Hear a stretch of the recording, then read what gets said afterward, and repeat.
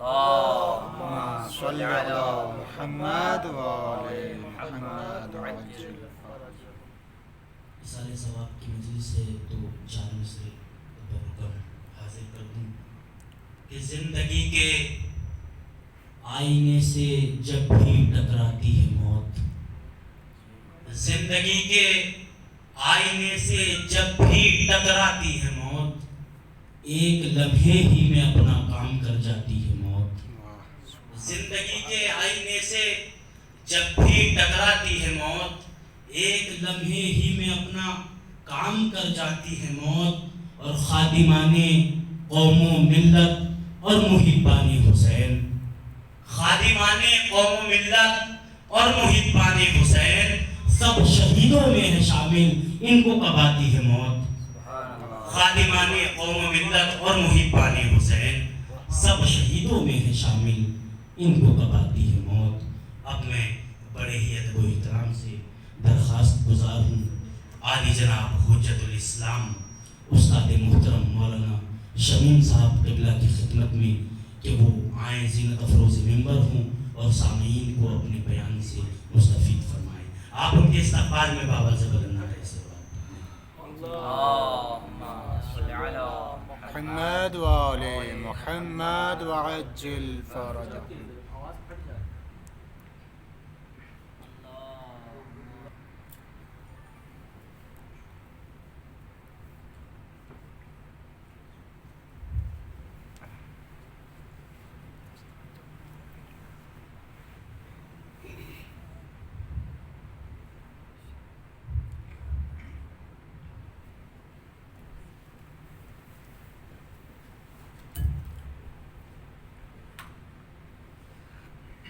اللهم صل على محمد وآل محمد وعجل فرجهم.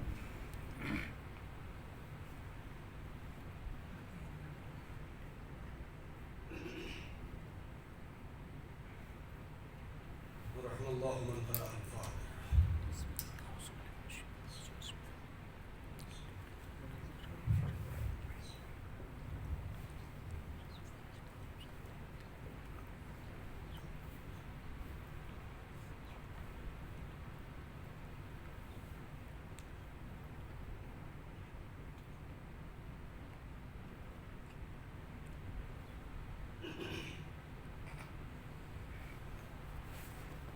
لا حول ولا قوة إلا بالله العلي العظيم.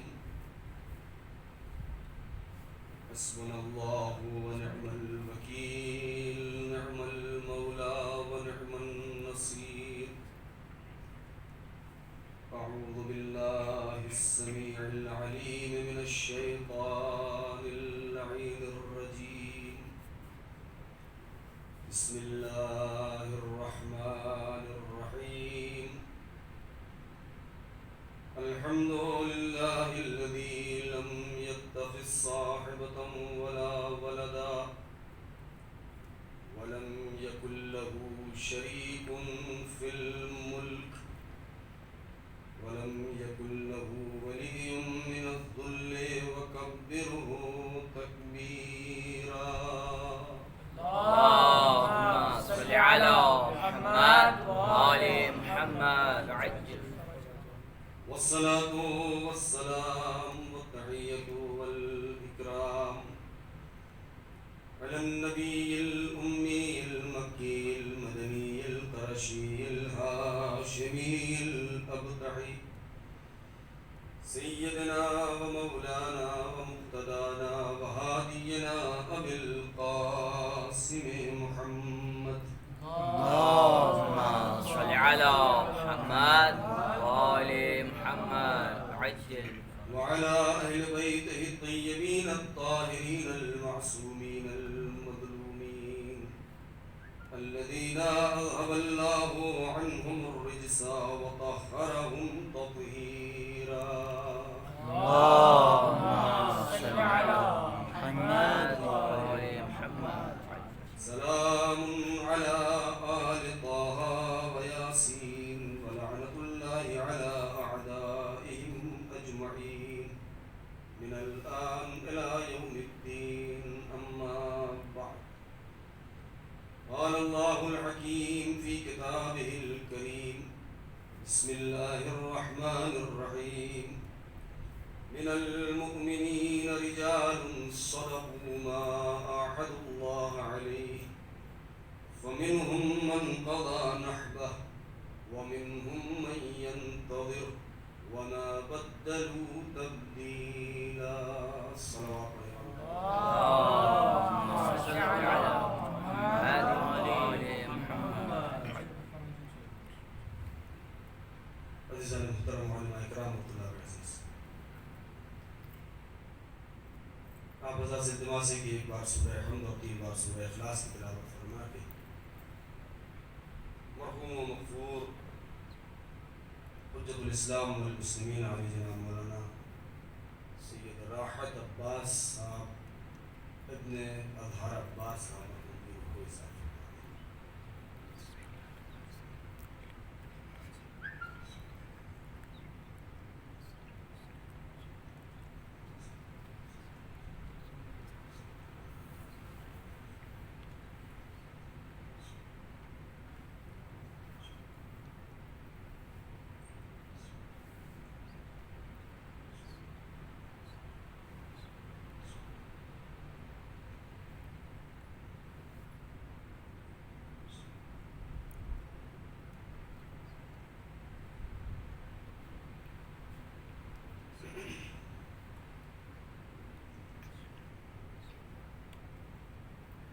یقیناً یہ خبر غم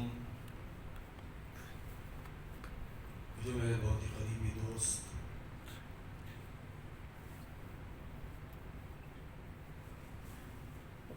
انتہائی خوش اخلاق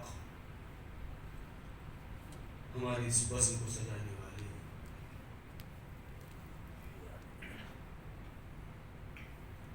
جناب مولانا راحت عباس صاحب، جن کو مرحوم کہتے ہوئے ہمارا دل بسیج رہا ہے،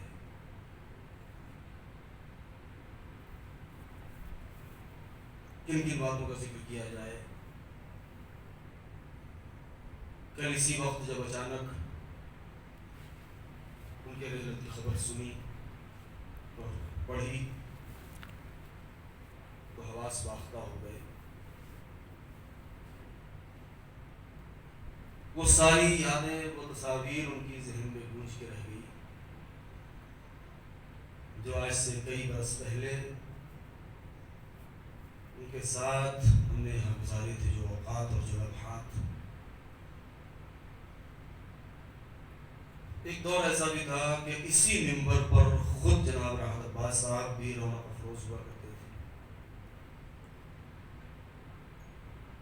اور خود اس حسینیہ ابو الفضل کی آرائش میں ان کا بہت بڑا حصہ اور بہت بڑا ہاتھ ہے. آج سے تقریباً 26-27 سال پہلے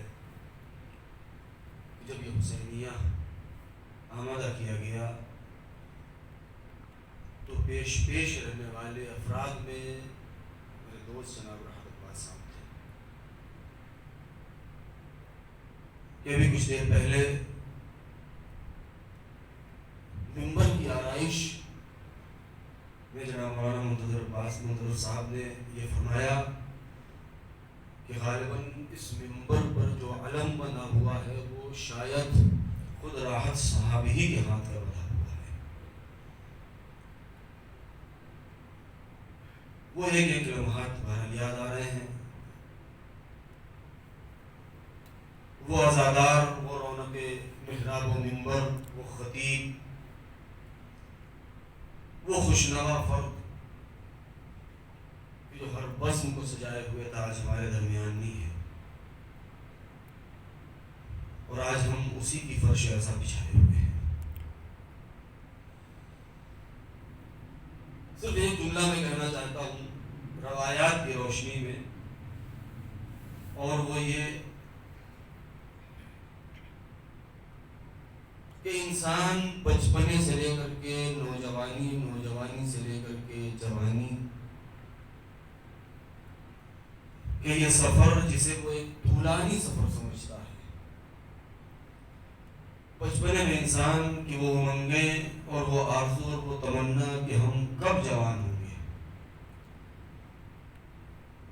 وہ انسان کب نوجوان ہو جاتا ہے، نوجوانی سے کب جوانی کے مرحلے میں قدم رکھتا ہے، انسان کو احساس نہیں ہو پاتا،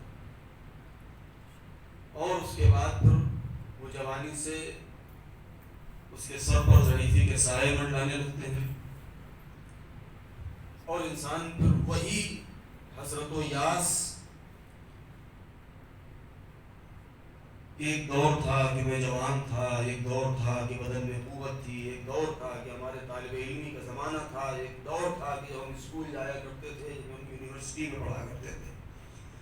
یہ ساری داستان اور یہ ساری عمر اور یہ سارے مراحل قصہ اور کہانی اور ایک افسانہ بن کے رہ جاتا ہے، اور کوئی یہ نہیں جانتا کہ اس سے کب موت آ جائے گی،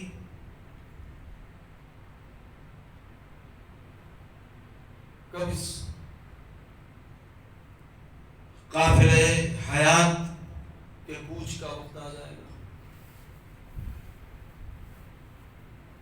کب ملک الموت کی صدائے جرس ہمارے کانوں تک پہنچ جائے گی.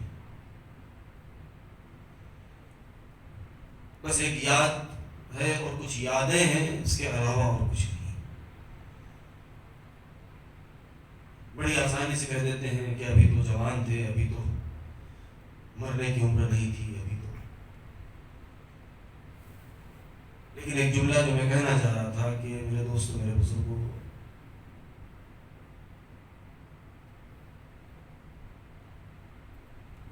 زندگی میں کتنی جلدی دیر ہو جاتی ہے اس کا احساس نہیں ہوتا. صرف ایک جملہ کافی ہے کہ اس حیات کے سفر میں کتنی جلدی دیر ہو جاتی ہے، اس کا احساس اس وقت ہوتا ہے کہ جب دیر ہو جاتی ہے، کہ جب نگاہوں کے سامنے وہ نمائندہ پروردگار قبض روح کے لیے موجود ہے اور وہ آواز دیتا ہے کہ چلو. اس وقت ہمارے ہوش و حواس بجا ہوتے ہیں، اور اس وقت ہم سوال کرتے ہیں کہ کہاں چلیں، تو اس وقت جواب یہ ملتا ہے کہ جہاں سے آئے ہو وہیں واپس چلو. پھر اس وقت سوائے ہاتھ ملنے کے اور کچھ نہیں ہے. ایک عالم، ایک متقی پرہیزگار، بزم علماء میں بیٹھنے والا ایک ایسا انسان اس دنیا سے گزر گیا ہے. روایتیں بے شمار ہیں، آپ مجھ سے بہتر جانتے ہیں. موت العالم موت العالم، عالم کی موت عالم کی موت ہے، یعنی پوری دنیا کی موت ہے. اذا مات العالم ظلم في الاسلام ظلمة لا يسدها شيء الى يوم القیامہ. بعض روایتوں میں یہ جملہ بھی ہے کہ اگر کوئی عالم اس دنیا سے گزر جائے تو اسلام میں ایک ایسا خلا پیدا ہو جاتا ہے کہ جو کبھی پر نہیں ہو سکتا قیامت تک. اگر اس روایت کے اوپر صرف تھوڑی سی گفتگو کریں اور ذرا سا اس کے اوپر ہم غور کر توجہ دیں تو ذرا سوچیں کہ اذا مات العالم ظلم فی الاسلام ظلمۃ، یعنی اسلام میں ایک ایسا خلا پیدا ہو جاتا ہے. اس کا مطلب کیا ہے؟ یعنی کاروان بشریت کا ہر فرد اپنی جگہ، لیکن عالم کا جو مقام ہے وہ یہ ہے کہ اس پورے کاروان بشریت میں اتنی لمبی چوڑی بھیڑ میں کہ جہاں اربوں انسان اس دنیا میں آئے اور آنے کے بعد گزر گئے، اور کتنے لوگ ابھی موجود ہیں اور کتنے لوگ ابھی ماؤں کی آغوش میں ہیں اور کتنے پیدا ہوں گے قیامت تک. لیکن یہ معصوم کیوں فرما رہے ہیں کہ اذا مات العالم ظلم فی الاسلام ظلمۃ لا یسدها شیء، کہ کیا مطلب کہ وہ کون سا خلا ایسا پیدا ہو جاتا ہے کہ جو کبھی پر نہیں ہو سکتا ہے.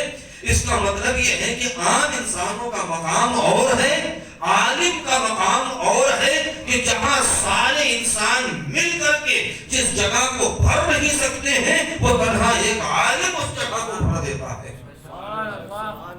پوری ایک بستی اجڑ گئی.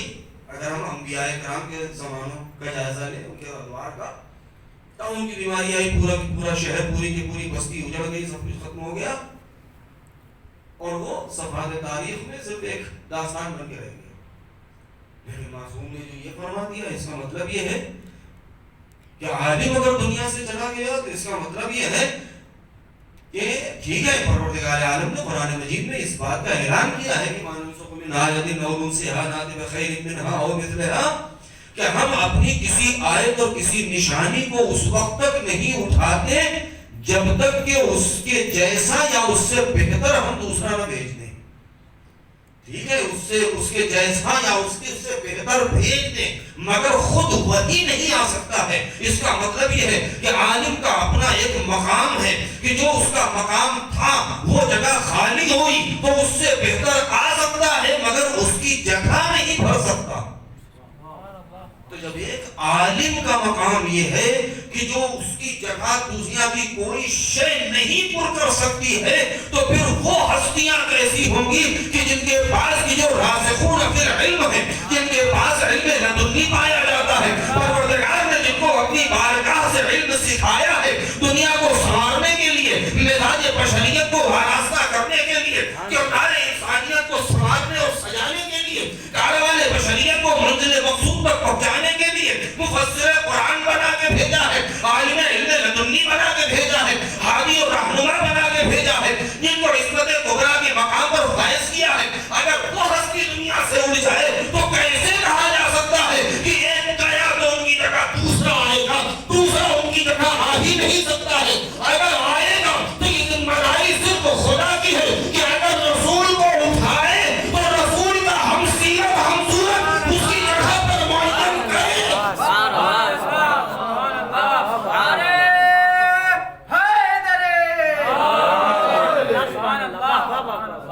کوئی شے اس خلا کو پر نہیں کر سکتا. یہی وجہ ہے کہ شاید نبی نے جاتے جاتے امت کے سر پر یہ بوجھ نہیں ڈالا کہ تمہاری اوقات نہیں ہے کہ تم میرے جیسا کسی کو تلاش کر پاؤ. عصمت کبریٰ کو ٹٹولنے کے لیے عصمت کبریٰ کی نگاہیں ضروری ہے. اپنے جیسا تلاش کرنے کے لیے نبی کا وہ مزاج اور وہ عصمتی طاقت و قدرت ضروری تھی. لہذا ایک عالم دنیا سے گیا. محرم کے ایام نزدیک ہیں، محرم کے ایام نزدیک ہیں. محرم الحرام سن 1442 ہجری جس کا آغاز ہو رہا ہے. ادھر محرم کا چاند نمودار ہوا، ادھر سارے عزا خانے سج گئے. لوگوں نے سیاہ لباس پہن لیا، اپنے اپنے عزا خانوں میں پرچم نصب کر دیے. مومنین کربلا والوں کا استقبال کرنے کے لیے آمادہ ہے. ادھر ہمارے فرش عزا سجے، ادھر خاتون جنت تشریف لائی.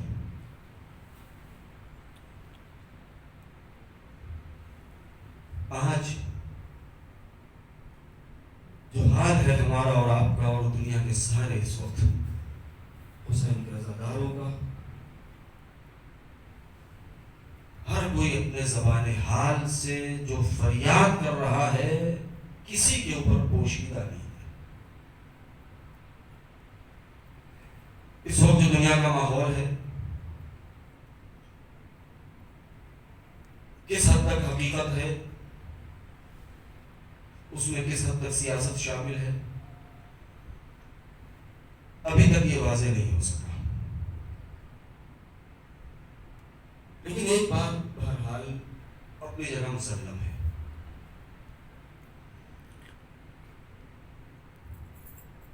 کہ اس محرم 1442 سے پہلے جو محرم گزرے ہیں اس میں یہی عزا خانہ ہمارا بھرا ہوا ہوتا تھا. لوگ مدتوں پہلے سے تیاریاں کرنا شروع کر دیتے تھے. چاند کے دکھتے ہی امام بارگاہ مجمع سے پر ہو جایا کرتا تھا. لیکن ایک بات میں کہوں گا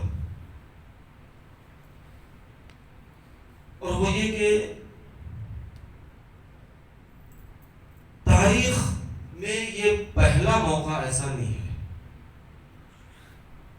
ایسے بہت سے مواقع تاریخ میں گزر چکے ہیں۔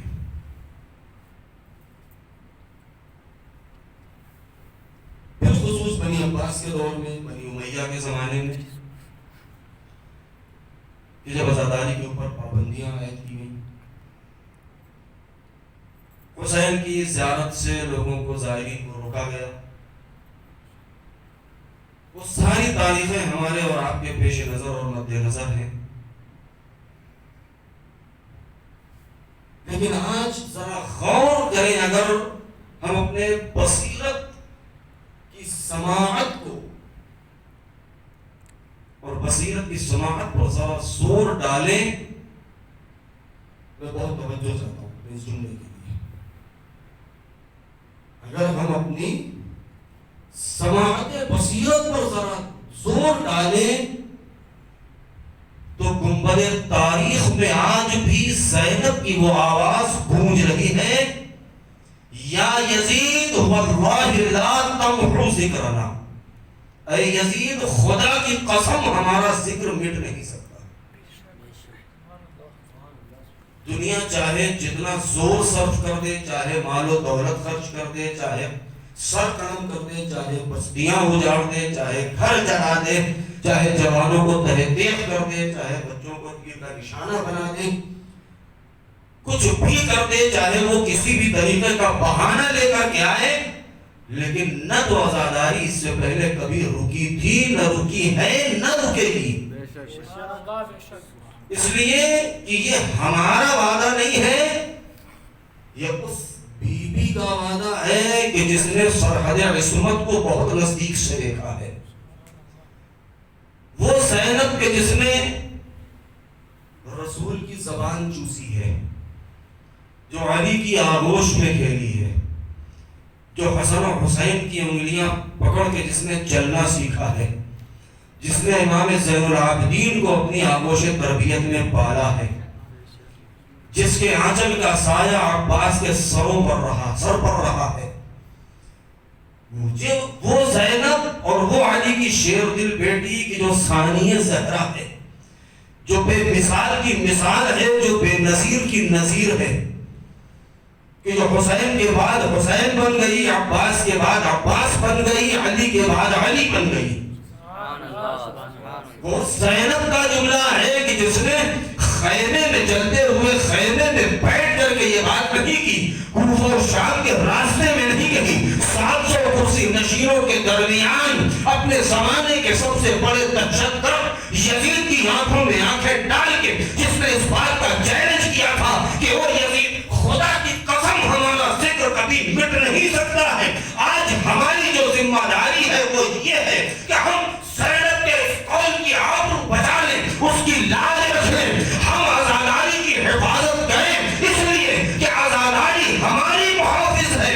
ہم یہ کبھی یہ تصور نہ کریں کہ عزاداری کو ہم نے بچایا ہے، نہیں، عزاداری نے ہم کو بچایا ہے، ہماری آبرو فرش عزا سے وابستہ ہے، اس کے اوپر ہماری جانیں قربان ہو جائیں، اس لیے کہ ہماری عزت، ہمارا جاہ و حشم، ہماری آبرو، ہماری حیثیت، ہمیں جو کچھ بھی ملی ہے وہ اسی فرش عزا کا صدقہ ہے، اور وہ فرش عزا جسے زینب نے آزادانہ انداز میں نہیں بلکہ دمشق جیسے شہر میں، اس ملک شام میں یزید کی پابندیوں کے باوجود بھی حسین کا فرش عزا بچھا کے اعلان کر دیا، او یزید تو یہ سمجھ رہا تھا کہ واقعہ کربلا میں عصر عاشور اسلام کا پرچم سب نگو ہو گیا، اذان ختم ہو گئی، اذان کی آواز، اذان علی اکبر پر اذان کا دم گھٹ چکا ہے، حسین کے آخری سجدے پر سجدوں کا اختتام ہو گیا، لیکن اتنا یاد رکھ تو نے سب کچھ لوٹ لیا، ہم افتخار یہ کر رہے ہیں کہ عصر عاشور ہم نے سب کچھ بچا لیا ہے۔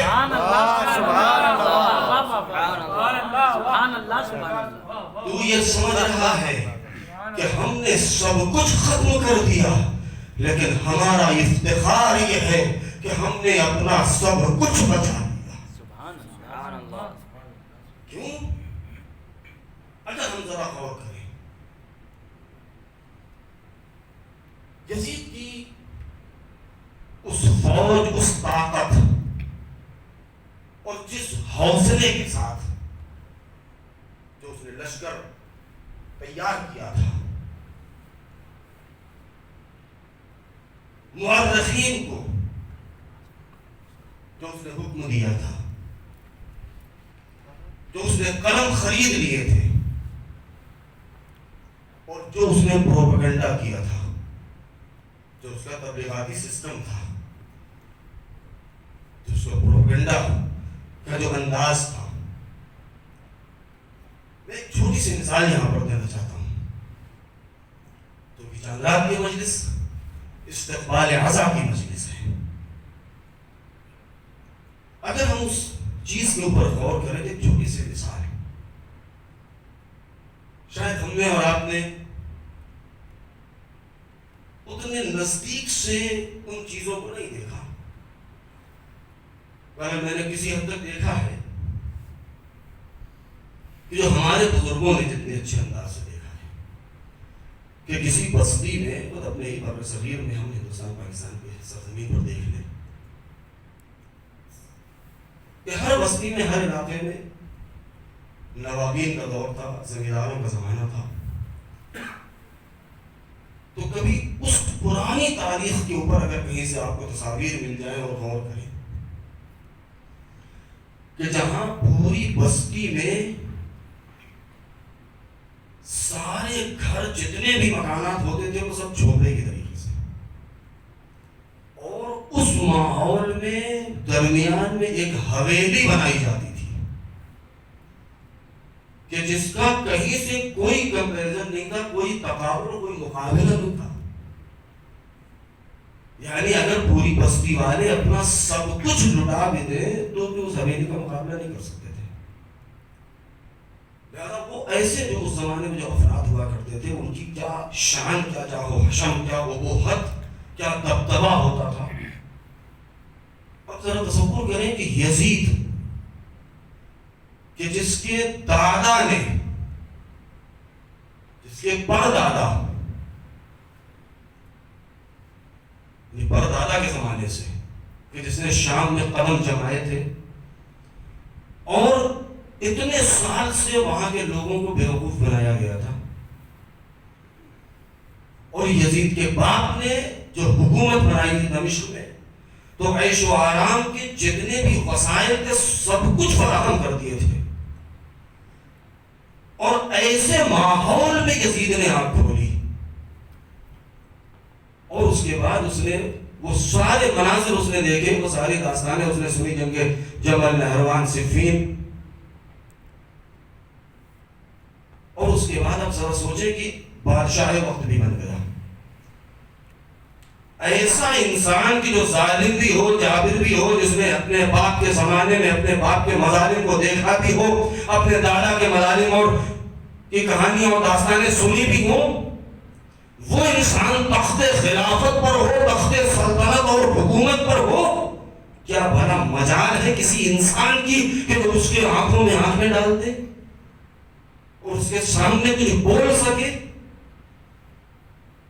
اگر کوئی بول ہو تو میں تو چاہتا ہوں، اگر کوئی جرأت کر سکتا ہے تو بس وہی کہ جو اس کی حقیقت سے آشنا ہو، جو اس کی حقیقت سے آشنا ہو، بس وہی بول سکتا ہے. ایسے ماحول میں کہ جہاں دنیا کے سارے ممالک کے بڑے بڑے ملکوں کے ایمبیسڈر اور سفیر وہاں موجود ہوں، نمائندہ مملکت، عمائد سلطنت، اراکین مملکت و کشوری اور لشکری سب جہاں موجود ہوں، ایسے ماحول میں تخت کے اوپر بیٹھا ہوا ایک انسان مجبور ایک خاتون سے مخاطب ہو اور وہ مجبور خاتون اتنی جری ہو، اتنی شجاعت کا مظاہرہ کرے کہ اس حاکم کو منہ توڑ جواب دے دے، اور حاکم جواب سننے کے بعد اتنی جرأت نہ ہونے پائے کہ اس خاتون کا کچھ بگاڑ سکے. سبحان اللہ. یہ کون سا بلبلا تھا، کون سا جوش تھا؟ اس کا مطلب یہ ہے کہ جناب زینب کا مقابلہ یزید نہیں کر سکا. استاد شہید مرتضیٰ مطہری صاحب کا بہت حسین جملہ ہے یہاں پر اور وہ یہ کہ انہوں نے لکھا ہے البتہ اردو میں ترجمہ کرنے کے لیے بڑا سنبھل کے ترجمہ کرنا ہوگا کہ یزید واقعہ کربلا سے پہلے تک یہ سمجھتا تھا کہ اگر حسین کو قتل کر دیا جائے، مار دیا جائے، تو ہمارے راہ میں جو رکاوٹ ہے، سب سے بڑا روڑا ہے، وہ ختم ہو جائے گا، جو مانع ہے، جو ہمیں ڈسٹرب کیے ہوئے وہ ختم ہو جائے گا، اور ہم آزادانہ طریقے سے جو چاہیں گے وہ کریں گے۔ لیکن وہ یہ اپنے حساب و کتاب کرنے میں وہ گڑبڑ ہو گیا تھا، اور وہ یہ بھول گیا تھا، یہ نہیں سمجھ پایا، اس کا نتیجہ غلط نکلا کہ زندہ حسین سے زیادہ شہید حسین ان کے لیے مشکل کا سبب بن جائے گا۔ اس نے سوچا تھا کہ جب تک حسین زندہ ہے تب تک ہی ہمارے لیے مشکلات ہیں، لیکن وہ یہ بھول گیا تھا کہ زندہ حسین سے زیادہ شہید حسین اس کے لیے رکاوٹ بن جائے گا۔ اور یہی ہوا کہ اگر جب تک حسین زندہ تھے نہ سوال بیعت ہوتا، نہ حسین مدینہ چھوڑتے، نہ مکے میں آتے، نہ مکے سے کربلا جاتے، نہ واقعہ کربلا پیش آتا، ادھر حسین مدینے میں رہتے، اصحاب نبی کا حلقہ ہوتا، نبی بعنوان حسین بعنوان آفتاب ان کے درمیان موجود رہتے، درس و تدریس کا سلسلہ رہتا، علوم قرآن بیان ہوتے، تفسیر بیان ہوتی، سیرت نبی کا ذکر ہوتا، علی کے فضائل کا ذکر ہوتا رہتا، ادھر یزید شام میں حکومت کرتا رہتا، لیکن اس نے حسین کے ہاتھ بزین سے سوال بیعت کر کے اپنے پیر پر خود سے کلہاڑی مار لی کہ حسین کو کربلا بلا کر کے، حسین کو شہید کر کے، حسین کو یزید نے شہید نہیں کیا بلکہ یزید نے خود اپنی تخت حکومت کو حسین کے خون کے سیلاب میں غرق کر دیا۔ اگر یزید نے سوال بیعت نہ کیا ہوتا تو یزید کی سلطنت اتنی رسوا نہ ہوتی، لیکن زینب نے اسیر ہو کر کے یزید کے تخت شاہی کو نیلام کر دیا۔ بس کربلا کوئی واقعہ نہیں،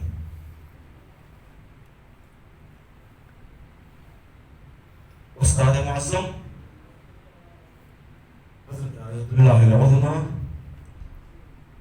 ناصر مکارم شیرازی حفظہ اللہ، میں ان کے درس خارج میں تھا، انہوں نے محرم سے پہلے جو درس خارج تھا کئی سال پہلے، اس میں انہوں نے یہ جملہ کہا تھا اپنے درس میں، فقہ کے درس خارج فقہ میں، انہوں نے کہا دنیا میں واقعہ کربلا ہر کسی اس کو واقعہ نہ کہا جائے، کربلا کو حادثہ نہ کہا جائے، اس لیے کہ واقعہ اور حادثہ کچھ اور ہوتا ہے، کربلا کچھ اور ہے۔ مزید وضاحت میں انہوں نے جملہ اور کہا واقعہ اور حادثہ کی ڈیفینیشن، اس کی پریبھاشا کچھ اور ہے، اس کی تعریف کچھ اور ہے، کربلا کی تعریف کچھ اور ہے۔ اس لیے کہ واقعہ اور حادثہ وہ ہوتا ہے کہ جو رونما ہوتا ہے، لوگ دیکھ کے یا پڑھ کے یا سن کے حیرت کرتے ہیں، مؤرخ لکھ دیتا ہے، اخبار کی سرخی بنتا ہے، دوسرے دن لوگ بھول جاتے ہیں۔ لیکن کربلا اگر حادثہ ہوتا، اگر واقعہ ہوتا تو کل کا مورخ لکھتا، کل کے اخبارات میں آتا، آج کا انسان نہ جانتا۔ آج کربلا اپنے اسی آب و تاب و شباب کے ساتھ زندہ ہے۔ اس کا مطلب یہ ہے کہ کربلا واقعہ نہیں ہے، کربلا حادثہ نہیں ہے، بلکہ کربلا تحریک ہے، کربلا مشن ہے۔ اور جب کوئی چیز مشن کے عنوان سے، تحریک کے عنوان سے آگے بڑھتی ہے تو دنیا کی کوئی طاقت اسے دبا نہیں سکتی ہے۔ بس آخری جملہ کہنا چاہتا ہوں کہ یزید نے اس مشن کو، اس تحریک کو کچلنے کی پوری کوشش کی تھی، دبانے کی پوری کوشش کی تھی، اسی انداز سے جیسے ہم اور آپ آج پوری دنیا میں اس بات کا مظاہرہ کرتے ہیں، دیکھتے ہیں اپنی آنکھوں سے، اور وہ یہ کہ جب کوئی بھی تحریک یا مشن شروع ہوتا ہے حکومت کے خلاف تو اس کے دو عنوان ہوتے ہیں. پہلا عنوان یہ ہوتا ہے کہ جو مشن اور تحریک شروع کرتا ہے، جو ریلی نکالتا ہے، جو تظاہرات کرتا ہے، جو پروٹیسٹ کرتا ہے، وہ اپنے اس اقدام کا جو عنوان دیتا ہے وہ کہتا ہے یہ ہمارا انقلاب ہے. لیکن حکومت کی طرف سے جب اس کو دبایا جاتا ہے تو اس کو جو عنوان اور ٹائٹل دیا جاتا ہے وہ یہ کہ یہ بغاوت ہے. اور یہ سلسلہ کب تک چلتا رہتا ہے؟ ادھر سے صدائے انقلاب اٹھتی رہتی ہے، اخبارات میں صدائے بغاوت کے نام سے لکھا جاتا ہے. چاہے وہ ایک دن ہو، 2 دن ہو، سال، 2 سال، 50 سال، 100 سال چل جائے، لیکن اس کے آخر میں نتیجہ دو ہی ہوتا ہے. اگر یہ تحریک کچل دی گئی تو سارے اخبارات کہتے ہیں کہ فلاں بغاوت کو حکومت نے کچل دیا. لیکن اگر یہی تحریک کامیاب ہو گئی تو سارے اخبارات لکھتے ہیں کہ فلاں انجمن یا فلاں قوم یا فلاں فرقے کی تحریک کامیاب ہو گئی، اس کا انقلاب کامیاب ہو گیا. جب حسین ابن علی مدینے سے نکلے تھے تو یزید کے سارے جاسوسوں نے جب خبر دی تھی تو یزید نے جو عنوان دیا تھا، اس زمانے کے مورخ نے جو لکھا تھا وہ یہی جملہ لکھا تھا کہ ایک باغی کا گروہ ہے جو محاکم وقت کے خلاف جس نے خروج کیا ہے، اور یہ بغاوت کی چنگاری ہے جو بھڑکنے جا رہی ہے، جو شعلہ بن کے کربلا میں بھڑکی تھی. لہذا حسین کو قتل کر دیا گیا، اسیر اہل حرم کو اسیر بنا لیا گیا، بچوں کو یتیم کر دیا گیا. لیکن ایک طرف سے بغاوت کی آواز اٹھ رہی تھی، ایک طرف سے انقلاب کی آواز اٹھ رہی تھی. نتیجہ تو اس وقت سامنے آیا کہ جب 10 محرم گزر چکی، 11 محرم بھی گزر چکی، یہ قافلہ کوفے پہنچ چکا، کوفے سے شام پہنچ چکا ہے. اور ایک مرتبہ شام کے جب سرکاری خطیب نے منبر پر جا کے خطبہ دیا ہے اور اس نے اس بات کا اعلان کیا کہ یہ باغیوں کا گروہ تھا جس نے یزید کے سامنے اور خلیفہ رسول کے سامنے، حاکم وقت کے سامنے خروج کیا تھا. سید سجاد ضبط کر رہے ہیں، زینب کبریٰ صبر کر رہی ہے اس وقت کا کہ یہ خطیب اترے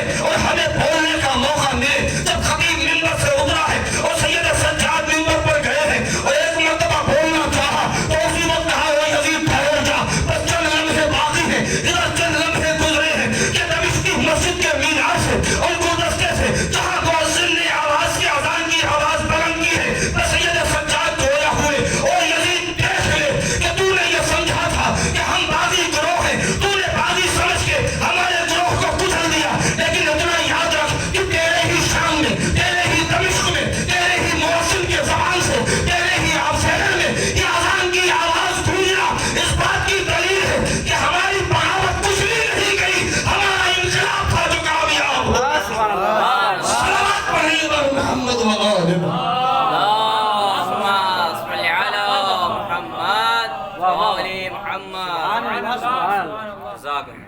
بس ازادار ہوں. آئیے شہدائے کربلا کا پرسون پیش کریں.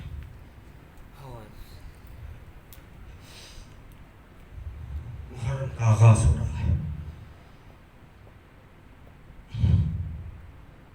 آج جب ہم چاند دیکھتے ہیں ہماری آنکھیں ڈبڈبا جاتی ہیں. ہماری مائیں، بزرگ خواتین، خدا ان کو سلامت رکھے، آج بھی وہ سیرت قائم ہے. اپنی اپنی چوڑیاں توڑ دیتی ہیں،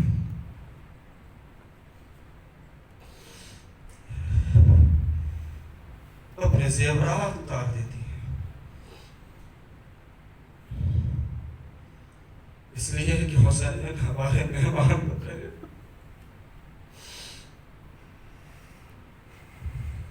اے وارث خون حسین، اے ہمارے ولی نعمت، اے مولا پانی سب سے اونچا ہو چکا ہے. آج یہ عزا خانہ دیکھ کے دل پھٹ رہا ہے. اے مولا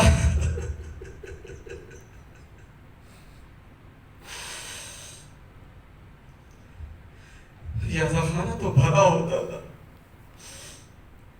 اے مولا ہماری مدد کیجیے. ایسی مجبوری آ گئی کہ ہم چند لوگوں میں حسین کا ماتم کریں ان کی فرض.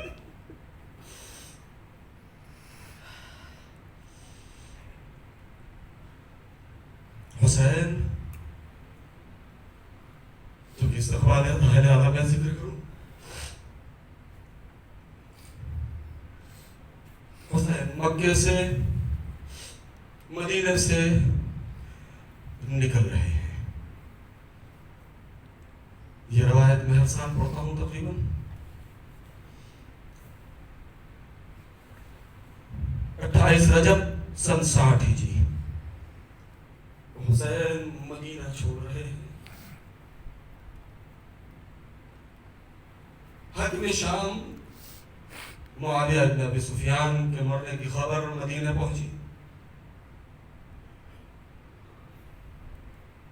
ولید نے اپنا نمائندہ بھیجا. رات کی تاریکی میں حسین کے در دولت پر دستک ہوئی. حسین نے دروازہ کھولا. کہا کون؟ کہا میں حاکم کا نمائندہ ہوں. کہا کیا بات ہے؟ کہا چلیے آپ کو حاکم نے بلایا ہے. حسین سمجھ گئے. گھر سے باہر نکلنا چاہتے ہیں. چاہنے والی بہن تڑپ کے سامنے آ گئی. بھیا خیر تو ہے؟ کہا حاکم نے بلایا ہے. ولید کے دربار میں جا رہا ہوں. دربار کا نام سنا ہے. دربار کا نام سنا ہے کہ میں ایک مرتبہ بھیا رہ جائیے. تاریخ نے جو لکھا ہے جس کو بڑے اچھے انداز سے لکھا بھی ہے بیان میں کیا نام ذیشان درجواتی مرحوم نے.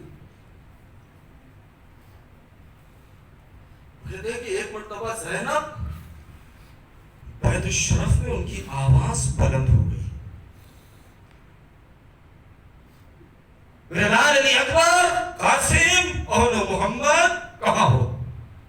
عباس کہاں ہو؟ جیسے ہی شہزادے کی آواز گھر میں گونجی ہے جوانہ نے بنی ہاشم بے قابو ہو کے سامنے آ گئے. شہزادی حکم خیر تو ہے بتائیے حکم کیا بات ہو گئی؟ زینب پکار دے قیامت آ جائے. جوانہ نے بنی ہاشم سامنے شہزادی حکم دیجیے. ایک مرتبہ زینب نے کہا کہ میرے شہزادوں میرے جوانوں اپنی اپنی تلواریں اٹھاؤ. ہائے زینب کہہ دے کہ تلواریں اٹھا لو. جوانان میں بنی ہاشم نے اپنی تلواریں اٹھائی. بعض روایتوں میں ملتا ہے 30 بعض میں 40. ساتھ میں جاؤ اپنے آقا کے اور دیکھو خبردار میں تمہارے سپرد کر رہی ہوں اپنے بھائی. درمیان میں حسین ہے. جوانان بنی ہاشم اطراف میں حسین چل رہے ہیں. چلتے چلتے جب دربار نزدیک آیا مرتبہ حسین نے روک دیا. کہا بھیا عباس تم لوگ یہیں رک جاؤ میں اکیلے جا رہا ہوں. ہاں اتنا یاد رکھنا کہ اگر میری آواز بلند ہو جائے تو میری آواز کو میری اجازت سمجھنا اور تم دربار میں آ جانا. یہ کہہ کہ حسین نے روک دیا. خود دربار میں گئے. وہ ساری تفصیلات آپ کے پیش نظر ہیں. اور ایک مرتبہ وہاں گفتگو ہوئی. امام نے کلمہ استرجاع جاری کیا. خبر سنی اس کے مرگ کی موت کی. اور اس کے بعد گفتگو ہوئی. کہا کہ اس سوال بیعت ہے. امام نے جو جواب دیا وہ بھی آپ کے مد نظر ہے کہ دیکھو یہ رات کا اندھیرا ہے دربار ہے. یہ اتنا بڑا مسئلہ ہے دن کے اجالے میں حل ہونا چاہیے. لہذا کل دن میں مسجد النبی میں سب کو بلاؤ. سارے اصحاب کو بلاؤ. میں بھی آؤں گا. وہاں ہم بیٹھ کے فیصلہ کریں گے کہ اینا احق بالخلافہ کہ مجھ میں اور یزید میں کون خلافت کا زیادہ حقدار ہے. لہذا یہ گفتگو ہوئی. حسین نکلنا چاہتے ہیں. مروان نے بڑھ کے کہہ دیا کہ ولید حسین سے بیعت لے لے یا سر قلم کر لے ورنہ اگر حسین نکل گئے تو تیرے ہاتھ نہیں آئیں گے. امام نے پلٹ کے جواب کیا دیا اتحددنی بالقتل ابن الزرقاء. اور بدکار عورت کے بچے تو مجھے قتل سے ڈراتا ہے. بس اس آواز کا بلند ہونا تھا کہ جوانان بنی ہاشم دربار میں. اگر حسین نہ روک دیتے تو دربار اس وقت دربار ہی ختم ہو چکا ہوتا. مولا نے روک دیا, پلٹ کے آئے, چاہنے والی بہن نے باہیں گلے میں ڈال دی, بھیا خیر تو ہے کہا زینب اب یہ مدینہ رہنے کے لائق نہیں ہے, سامان سفر تیار کرو. ہائے سامان سفر تیار ہونے لگا, حسین آمادہ سفر ہے, عزادارو ارے کریا کیجئے, روئیے. کس طریقے سے روئیے؟ جیسا کہ چھٹے امام نے کہا ہے ابو بصیر میرے جد کے غم میں اس طریقے سے رو جب ان کی مصیبتیں پڑی جائے تو جیسے کوئی ضعیفہ اپنے جوان لال کے میت پر روتی ہے. آئے حسین اس حکم دے رہے ہیں, صحابان سفر تیار ہو رہا ہے. کس طریقے سے اس روایت کا راوی کون ہے؟ عبداللہ بن سنان کوفی ہے. وہ کہتا ہے کہ میں اسی دن مدینے پہنچا تھا اور جیسے ہی میں مدینے میں داخل ہوا ہوں تو میں نے کیا دیکھا کہ آج مدینے رسول نے بڑا سناٹا ہے. آج نہ تو بچے کھیلتے ہوئے دکھائی دے رہے ہیں, نہ تو بازار میں رونق ہے, نہ تو جوان نظر آ رہے ہیں. میں ڈر گیا کہ آخر ماجرا کیا ہے.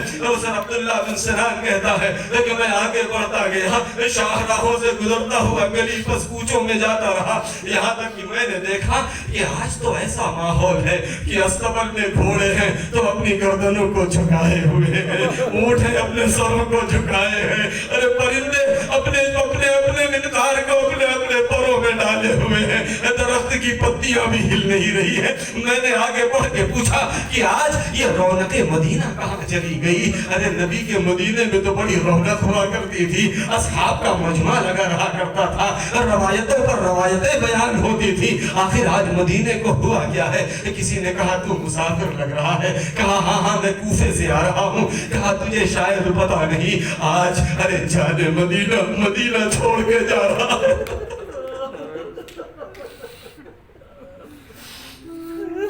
آج ارے رونق مدینہ کا جلدی بتا کیا ہوا؟ کہا آج حسین مدینہ چھوڑ کے جا رہے ہیں. ارے عبداللہ گھبرا گیا, اس نے سوچا کہ میں بھی تو دیکھوں کہ ارے شاہ نجف کا لاڈلا, ارے علی کا لاج دلارا, ارے کس انداز سے اپنا سفر شروع کر رہا ہوگا. ارے کیسی کیسی محفلیں ہوں گی, کیسے کیسے بودج ہوں گے, کیسے کیسے محافظین ہوں گے. اور وہ کہتا ہے کہ جب رات کی تاریکی چھائی تو میں چھپتے چھپاتے پہنچا محلے بنی ہاشم میں نے کیا دیکھا کہ چاروں طرف قناتیں لگی ہوئی ہیں اور جوانان بنی ہاشم ہاتھوں میں پرہنہ تلواریں لیے ہوئے دلایا پھر رہے ہیں, اور دور مدینے کے لوگ بڑی دور دور تک کھڑے ہیں. میں بھی ایک کونے میں ایک جگہ بنا کے کھڑا ہو گیا. میں نے کیا دیکھا, میں یہ منظر دیکھتا رہا کہ ایک مرتبہ ارے کچھ اونٹ لائے گئے جن پر کجاوے کسے ہوئے تھے, اور ایک مرتبہ ان کے اوپر ارے سامان سفر بار ہونے لگا.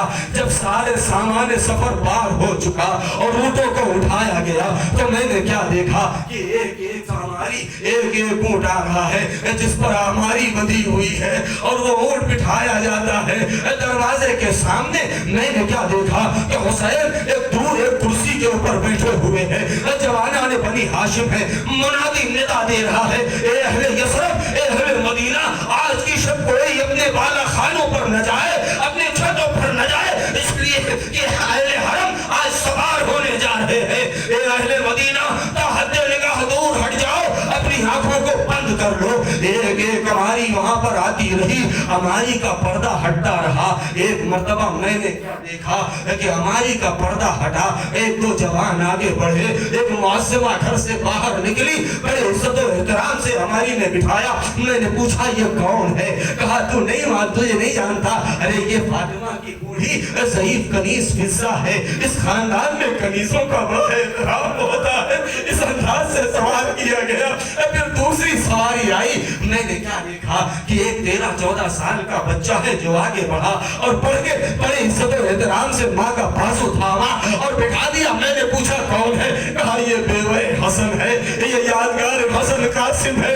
پھر ایک ہماری بیٹھی, میں نے دیکھا کہ یہ چاند سی صورت کا جوان آگے بڑھا ہے اور کمر میں پٹکا کسا ہوا ہے. اس نے ماں کا بازو تھاما ہے اور ماں کو ہماری میں بٹھایا. میں نے کہا یہ کون ہے؟ کہا تو نہیں جانتا. ہائے یہ علی یہ اکبر ہے, یہ حسین کا کڑیت جوان ہے, یہ اپنی ماں ام لیلا کو سوار کر رہا ہے. ایک ایک بی بی سوار ہوتی رہی. کبھی عباس آگے بڑھے, ان کو میں ام کلثوم کو سوار کیا. وہ میں کہتا ہے کہ میں دیکھتا رہا کہ اچانک میرے بدن کے رونگٹے کھڑے ہو گئے جب میں نے یہ منظر دیکھا کہ ایک مرتبہ ایک اونٹ لایا گیا جس پر ہماری کسی ہوئی تھی. اونٹ کو بٹھایا گیا. جیسے ہی گھر کا پردہ ہٹا ہے, میں نے کیا دیکھا, ایک طرف سے محمد آگے بڑھے, ایک طرف سے علی اکبر آگے بڑھے, قاسم آگے بڑھے, حسین اپنی کرسی چھوڑ کے کھڑے ہو گئے. ارے آگے بڑھے, کسی نے چھوٹیوں کو سنبھالا, کسی نے جوشے رضا کو پکڑا, کسی نے ہماری کا پردہ ہٹایا.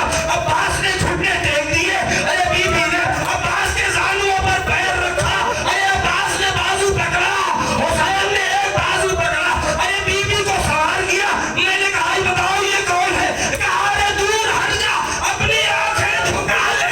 ارے یہ علی کی بیٹی حسین کی بہن زینب ہے. حسین کی بہن زینب ہے. ارے جو سوار ہو رہی ہے. بعض لوگوں نے لکھا کہ ایک پیر محمل میں رکھا اور دوسرا ہاتھ اور عباس کے بازوؤں پر. اے بھیا عباس, ارے اتنا وعدہ کرو جیسے لے جا رہے ہو ویسے ہی واپس لانا. میں کہوں گا اے بی بی, ارے ایسا نہ کہیے, ارے عاشور کا دن ہوگا, سکائے سکینہ کے بازو قدم ہو جائیں گے. آپ پھر مخلوع چادر ہوگی, تماشائیوں کا مجمع ہو. وَسَيَعْلَمُ الَّذِينَ ظَلَمُوا أَيَّ مُنقَلَبٍ يَنقَلِبُونَ. أَلَا لَعْنَةُ اللَّهِ عَلَى الْقَوْمِ الظَّالِمِينَ. إلهي دام الزهراء وأبيها وبعلها وبنيها وسر المستودع فيها. پروردگار ہمارے اس مختصر سے عزا کو قبول فرما. پروردگار ہمارے والدین اور مومنین کے گناہوں کو بخش دے. جو مرحومین اس دنیا سے گزر چکے ہیں ان کی مغفرت فرما. پروردگار یہ وبا جو پوری دنیا میں پھیلی ہوئی اسے جلد سے جلد اس کا خاتمہ فرما, تاکہ ہم حسین کی فرش عزا پہلے سے بہتر طریقے سے, بارونہ طریقے سے مجمع کے ساتھ بچھا سکے, ان کا خون بنا سکے. پروردگار خادمین اعضاء کی حفاظت فرما, مراجع کرام کا سایہ فوق پر قائم رکھ, رہبر معظم کی تائید فرما. پروردگار ہمارے امام کے ظہور عاجل فرما, ہمیں ان کے ساروں کو شفا فرما. ربنا تقبل منا انك انت السميع العليم. ماتم حسین